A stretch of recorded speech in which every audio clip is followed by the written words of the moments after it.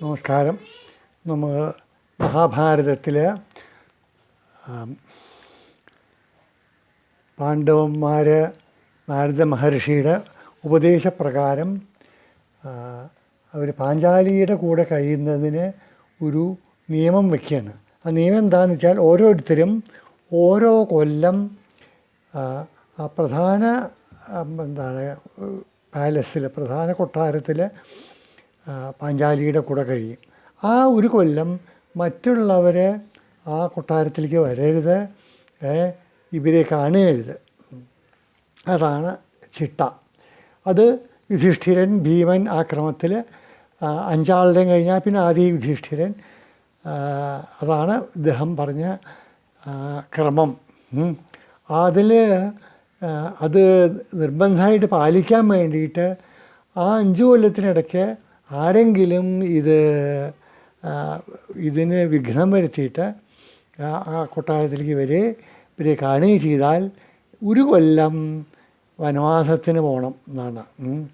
അപ്പോൾ ഒരു കൊല്ലം ഈ ബ്രഹ്മചര്യം അനുഷ്ഠിക്കണം എന്നാണ് വ്യവസ്ഥയുണ്ടായിരുന്നത്. അങ്ങനെ അവർ തുടങ്ങി അത് പാലിച്ചു പോന്നു. അങ്ങനെ വരുമ്പോൾ ഒരു ദിവസം ഒരു ബ്രാഹ്മണൻ അർജുനൻ്റെ അടുത്ത് ഓടി വന്നു. എൻ്റെ പശുക്കളെയൊക്കെ കള്ളന്മാർ വന്ന് കൊണ്ടുപോയി. ഞാൻ എന്താണ് ചെയ്യുക? ഈ നാട്ടിലാരും രക്ഷകന്മാരായിട്ടില്ലേ? ഈ രാജാക്കന്മാർ 6-1 കരം പിരിച്ച് അതനുഭവിച്ച് പ്രജകളെ പരിപാലിക്കാണ്ടിരുന്നാൽ അവർക്ക് അതുകൊണ്ട് പാപം വരും എന്നൊക്കെ അവരാതി ഇട്ടിറങ്ങി.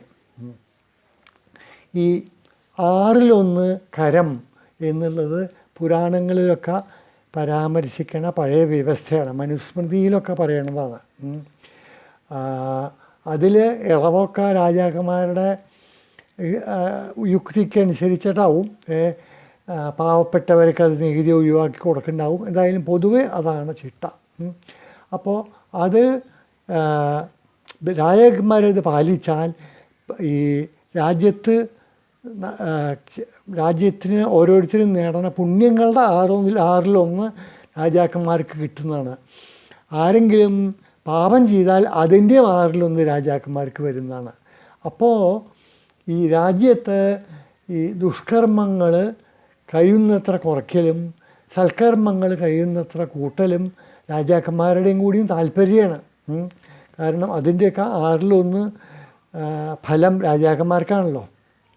അപ്പം അങ്ങനെ ആ ബ്രാഹ്മണൻ ആവലാതി ഇട്ടു. അപ്പം അർജുനൻ അങ്ങ് പേടിക്കണ്ട, ഞാനത് വീണ്ടെടുത്ത് തരാം എന്ന് പറഞ്ഞു. പക്ഷെ അപ്പോഴാണ് അർജുനൻ ആലോചിക്കണത്, അർജുനൻ്റെ വില്ല് അമ്പൊക്കെ ഈ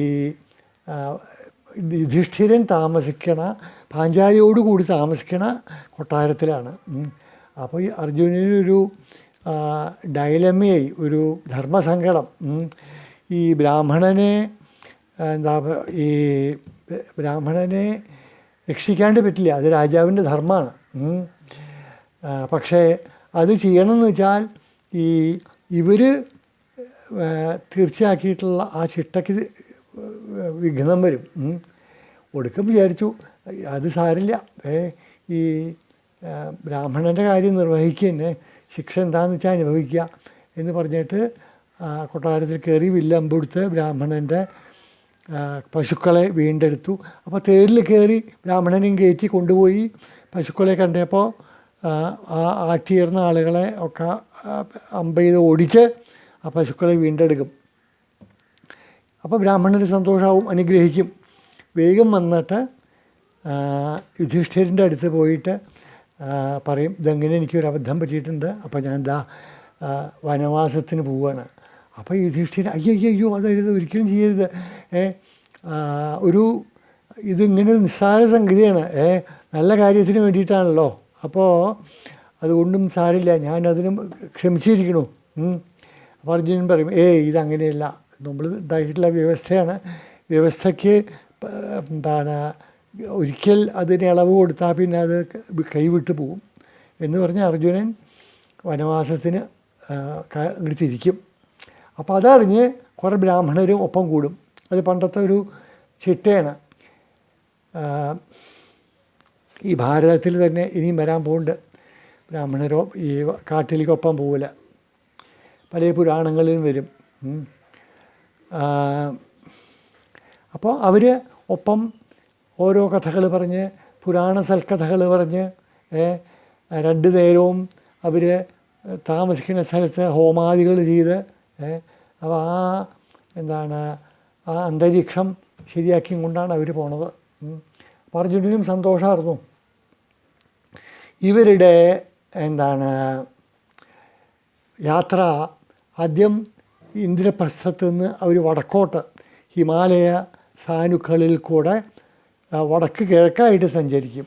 അപ്പോൾ അവരുടെ ഗതി ആ പോയ സ്ഥലങ്ങളെ പറ്റിയിട്ടൊക്കെ ഭാരതത്തിൽ പറയുന്നുണ്ട്.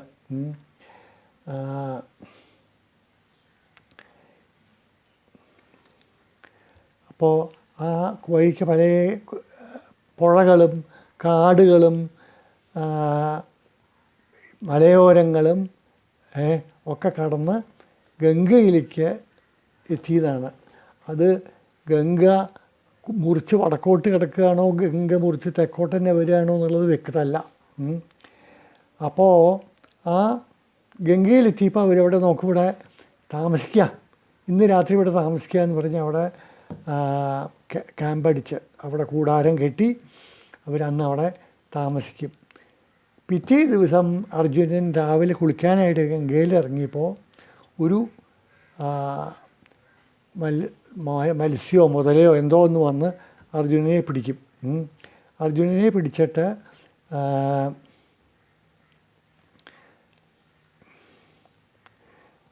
പറയും, ഞാൻ ഉലൂപി എന്നുള്ള ഗന്ധർവ സ്ത്രീയാണ്,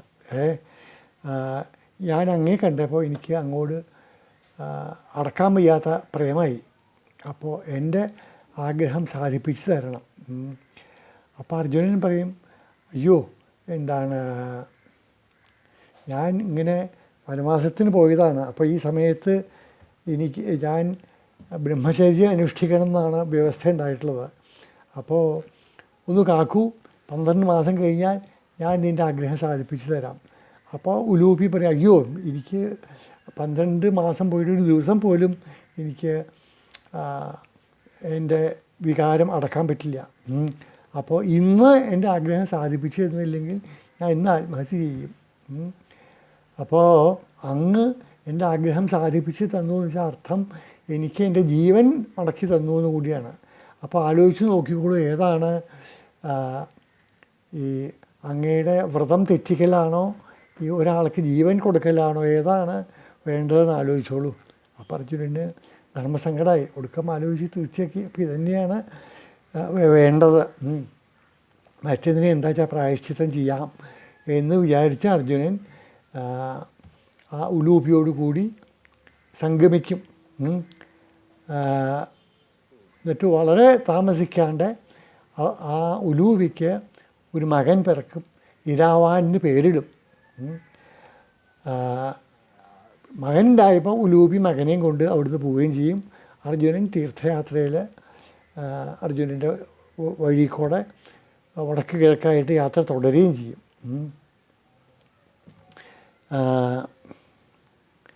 എന്നിട്ടങ്ങനെ ഹിമാലയത്തിൻ്റെ തെക്കേ ചെരുവ് കൂടെ ഇതിൽ പറയുന്ന സ്ഥലങ്ങൾ അഗസ്ത്യൻ്റെ ആശ്രമം, വസിഷ്ഠഗിരി, വസിഷ്ഠൻ്റെ പേരുള്ള കൊടുമുടി, വസിഷ്ഠഗിരി,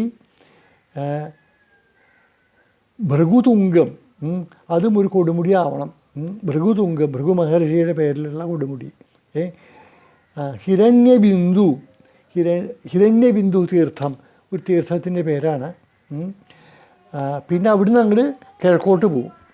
കിഴക്കോട്ട് പോയിട്ട് ഉത്പലിന്യ എന്ന് പറഞ്ഞിട്ടുള്ള ഒരു പുഴ കിടക്കും.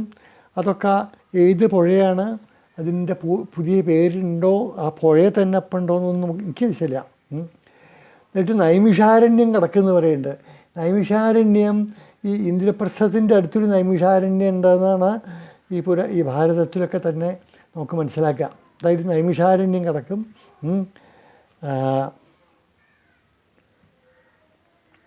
എന്നിട്ട് നന്ദ, അമരന്ത, കൗശികി, ഗയ, ഗംഗ ഇങ്ങനെയുള്ള തീർത്ഥസ്ഥാനങ്ങളൊക്കെ കടന്ന് Angam, Vangam, Kalingam. I am sorry, I was supposed to say all this in English. I am sorry, I will continue from here in English, and on another occasion I shall repeat this in English. And went to the three countries. In this, Vangam is mostly today's Bengal, Kalingam is mostly today's Orissa, and Angam is part of Assam, as far as I know. And he passes those three countries. When they reached Kalinga, the Brahmins say they have travelled too far, they would like to return. And Arjuna grants them leave, and most of them, I think some people remained with Arjuna.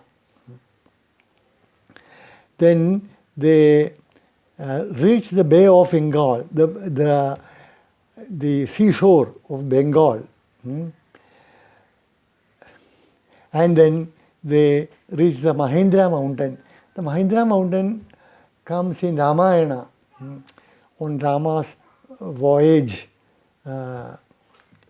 through the forest, the Mahendra mountain. And he reaches a land called Manipuri. Manipur or Manipuri. We know there is a state called Manipur, but the direction doesn't seem to be right. As far as I know, Manipur is due northeast, but here we have travelled south. And there was a king, the land was ruled by a king by name Chitrangada, and he had a daughter by name Chitrangada. In Malayalam, Chitrangada, we would have said Chitrangadan, and daughter as Chitrangada. And he immediately fell in love with her, and Arjuna wanted to marry Chitrangada and approached her father Chitrangada. He said, I don't have objection, but on one condition, that when you get a son in her, you leave that son for me, because I won't have any progeny otherwise. There is a bit of explanation to do. We shall come back to it this next day, and then maybe I shall do the part I said in Malayalam. I shall repeat that in English. Namaskaram.